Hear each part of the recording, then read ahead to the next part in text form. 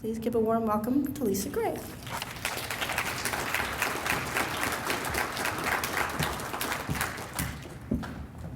Hello, everyone. Can everyone hear me okay? Yes? Okay. So my name's Lisa Greig, and it's an absolute honor to join all of you today. When I was meeting with the organizing committee, they shared that the theme of the conference was celebration of life. And for me, I was very excited because that's the very approach to my practice. However, like Michelle said, I had a very unique twist. Death. Yes, you heard me right. Death and dying. So why is a conference that's focused on celebrating life bringing in a speaker who's focused on death and dying? The thing is, you can't have one without the other. Like you can't have peanut butter without jelly or summers in Saskatchewan without mosquitoes. You can't have life without death. I believe that when we begin with the end in mind, we truly embrace our mortality. Our lives become more fulfilling, passionate, and purposeful. I believe that if we live bravely, we will die happy. Parkinson's is something near and dear to me, and I'm thrilled to be celebrating life with all of you today. I know that talking about death is really hard. It's scary, it's the unknown. We all spend much of our lives avoiding it and avoid thinking about it for those very same reasons. And that's where my fascination or obsession comes in. What happens if we don't avoid it? For me, I came by it honestly. I grew up in a home that embraced death, which also in turn embraced life. We were the little kids that were coloring pictures for my great-grandfather's funeral to place in his coffin to send off with him wherever we thought he was going. We sat at the bedside of my great-great-uncle, so we had the opportunity to say our goodbyes. It was never scary, it was fact. Beyond family members, we also embraced our mortality with our pets. That's not my actual pet hamster, but Hamilton looked just like that. And I'll never forget the time that our pet hamster died while my brother was away at summer camp. You see, closure was something that was really important to our family, and my parents panicked. They had no idea what they were to do. So they did what any sensible person would do, cryogenics. Yes, my parents placed the deceased hamster in the freezer until my brother came home from summer camp. As you can imagine, we had a proper burial for him, and we were only mildly traumatized. But in all seriousness, this was my reality. We talked about it, and life and death were a part of my everyday. Because this was my normal, I wasn't aware that it wasn't normal for everyone else. I learned this very quickly while doing both my undergraduate and graduate degrees, when people would ask me what my area of focus is, or even today when I'm asked, "So what do you do for a living?" Blank stares, silence, discomfort. It makes all of my plane rides when I'm going somewhere really nice and quiet. I thought it was just me, that I was all alone in this death-avoidant world. I was starting to develop a complex. But then something happened. I was talking with a really good friend of mine one day, and she goes, "Lisa, have you heard of the Death Cafe?" Immediately, I wanted to eat there. But then I was like, "The what?" And she's like, "The Death Cafe."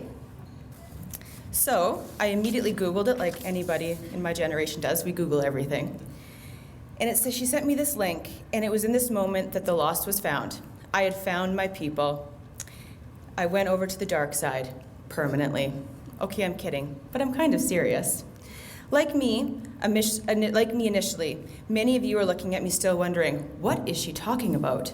So yes, the Death Cafe. The Death Cafe is an international movement developed by John Underwood in the UK.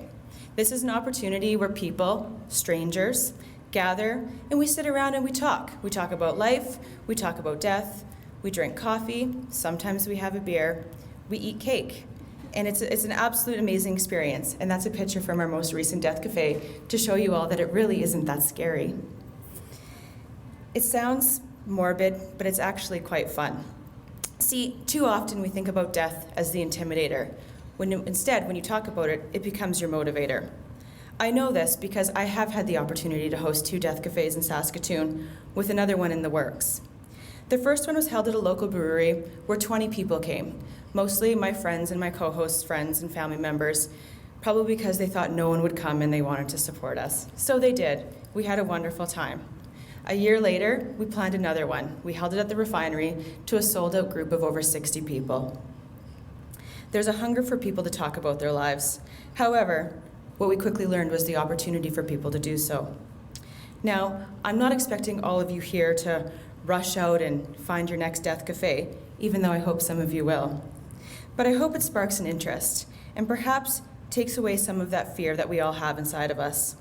What I know is that we all have a story inside of us, and we need to share it.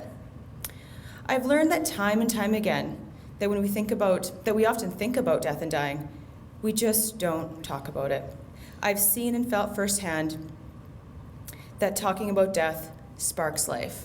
However, I'm also aware that just because this is my approach and where my comfort level lies, that's not the case for most people. In fact, I'm kind of the outlier. I'm the death weirdo, and I want to change this. I want talking about death to become a part of everyone's new normal. I recently watched a TED Talk on hard conversations. It was powerful, profound, and something I think we can all relate to. My takeaway from this talk was that in order to live our most authentic lives, we need to have the hard conversations. I know this firsthand because my grandma currently lives with Parkinson's. These hard conversations, as many of you are aware, begin from the moment that you receive that medical diagnosis and continue on into everyday life as you and your family members create what becomes your new normal. Life quickly becomes focused on navigating the good days and the bad days, hoping that the good days still outweigh the bad days, and when the bad days win, that the good moments shine through. I know that the good day, bad day analysis is quite familiar to me because that's become code for my grandma and I's conversations. I know that when my grandma talks to me about how her legs just aren't working so good today, that's code that she's having a bad day.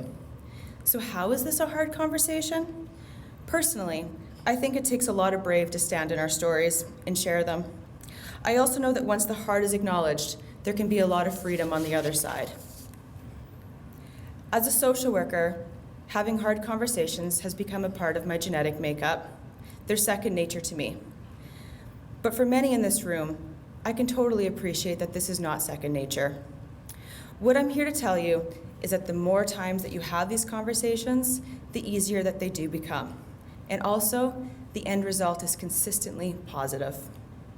We all know what happens when we avoid the hard conversations. It isn't good and it isn't constructive.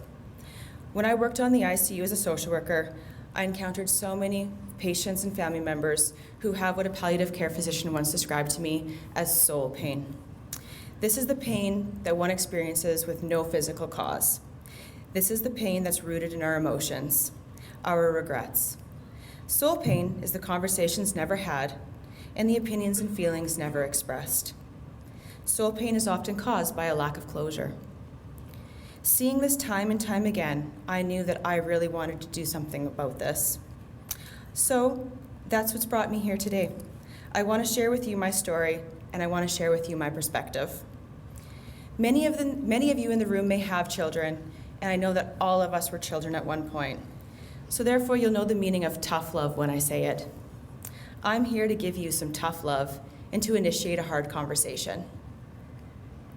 I want you to think beyond our bucket lists, which I know so often we talk about, and I want you to think beyond tomorrow or even the next day. And yes, it's very important to live each day to our fullest and really make the most of each moment, but I'm inviting all of you today to think beyond that. Again, I'm inviting you to join me on the dark side. And I want you to think about and talk about your end-of-life wishes. I'm here to help you have these conversations, and I want you to know that thinking about it can absolutely be scary. But I want you to shape it around talking about the end can also be a new beginning. At least this is how I convinced my grandma. Well, I guess I really didn't do any convincing. I kind of showed my grandma some tough love too.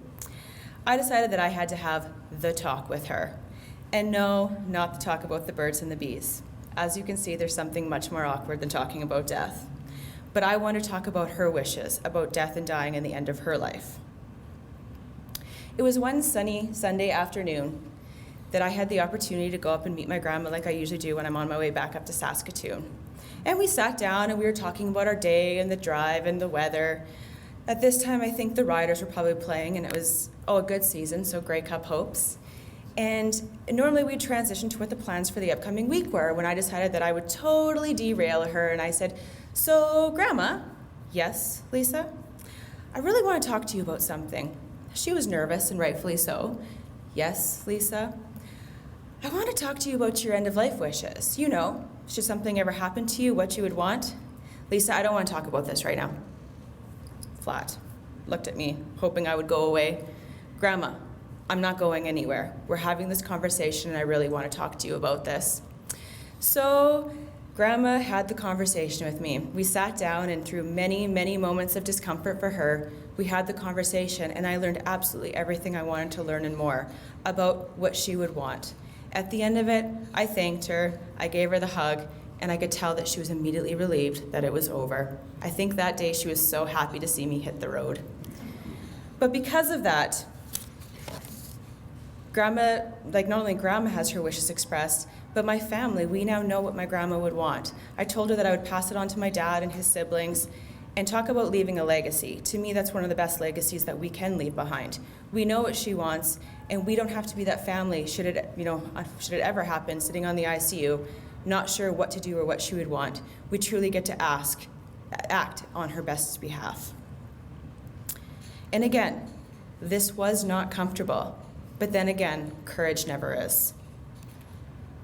So this story leads me into something that we all fear losing, our autonomy. Personal autonomy is something that we all hold on to, including our physical ability and our well-being, fiercely. We all want to feel in control, and we all want to be in control of our own lives. It begins at the age of 2, quite stubbornly, and it continues on for the rest of our lives.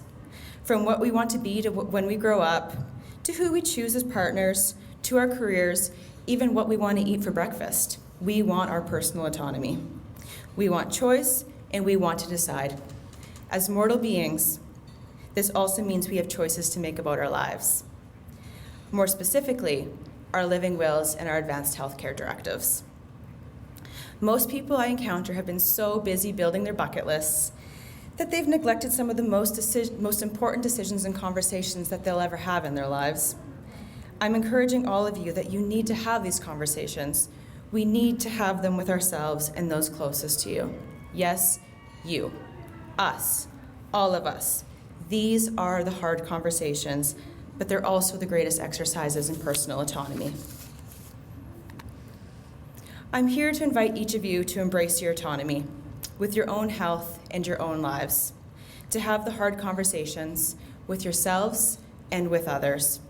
Being vulnerable is scary, and it's hard, but it's also rewarding and fulfilling. On the other side of fear is love.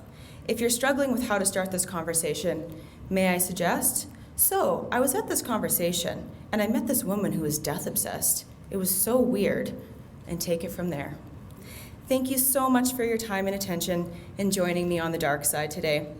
It was my intent to shed some light on a topic that can be very dark, very scary, and very overwhelming. I hope that I've sparked a curiosity and provided you with some courage to have this conversation. Please join me in this movement and have the hard conversations to share your story. All of your stories are very important, and there's a lot of people who want to hear them. Every day I work to bring a little more life to death and encourage everyone to live bravely and die happy. I know it's made a world of a difference for my grandma and me, and I hope that it'll do the same for each of you. Thank you guys for your time and attention today, and enjoy the rest of the conference.